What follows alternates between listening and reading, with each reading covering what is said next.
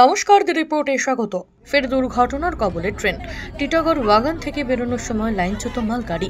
ঘটনাকে কেন্দ্র করে তীব্র চাঞ্চল্য ছড়ালো মহাবীর ক্লাব সংলগ্ন নিউ স্ট্যান্ড লাইনের বাসিন্দাদের মধ্যে।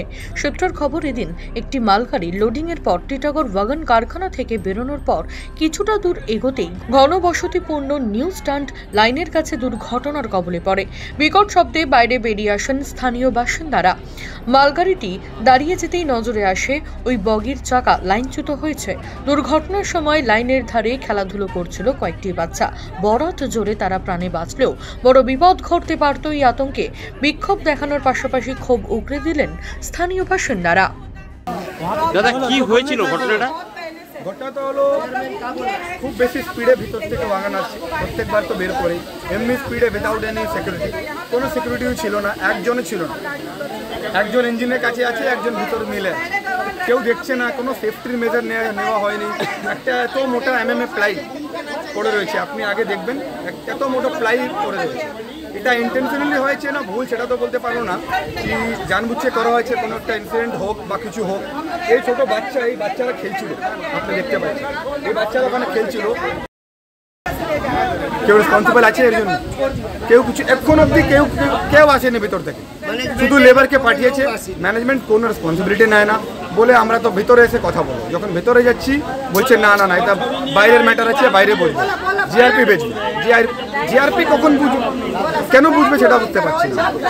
আশেপাশে তো প্রচুর বাড়ি আছে, প্রচুর বাড়ি, তাও ওদেরকে তো, ওরা তো বড় লোক, ওদেরকে কি মানুষরা, গরিব মানুষরা, ওদের কি, ওদের তো ভালো, রাস্তা সাফ হয়ে যাবে, আবার একটা ট্র্যাক তৈরি করবে, এটাই এদের ইন্টেনশন।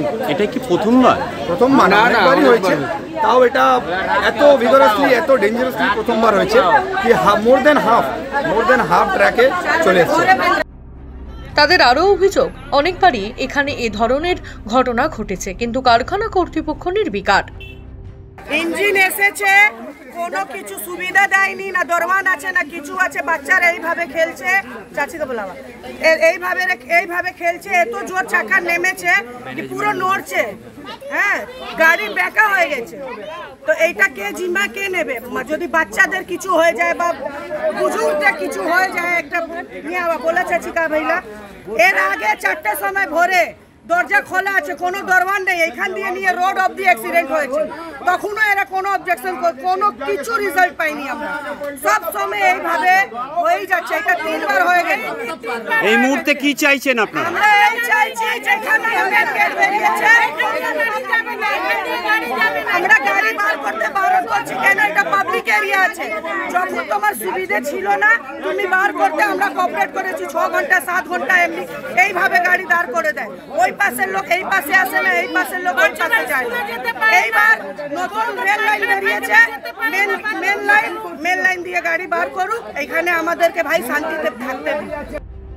খবর পেয়ে ঘটনাস্থলে পৌঁছায় টিটাগড় থানার পুলিশ ও পৌরসভার পুরপ্রধান কমলেশ সাউ। কি জানালেন তিনি, শুনবো। বাড়ি আছে, আজকে একটা বড় দুর্ঘটনা হয়ে যেত, দেখছি তো আমি চাকা রেল লাইন থেকে নেমে গেছে।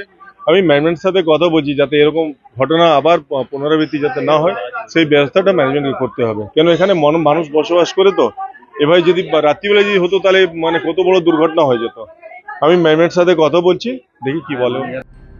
টিটাগড় ওয়াগন কারখানা কর্তৃপক্ষ ঘটনাস্থলে পৌঁছে স্থানীয় বাসিন্দাদের সঙ্গে কথা বললে অবশেষে বিক্ষোভ উঠে যায়। রাজাদের রিপোর্ট, টিটাগড়। সমস্ত খবরের আপডেট পেতে লাইক করে সাবস্ক্রাইব করুন দ্য রিপোর্ট চ্যানেলটি। সেই সঙ্গে বেল বাটন প্রেস করতে ভুলবেন না। আপনাদের একটা সাবস্ক্রিপশন আমাদের জন্য অত্যন্ত মূল্যবান। একই সঙ্গে ফলো করুন আমাদের হোয়াটসঅ্যাপ চ্যানেলটিও। জয় হিন্দ।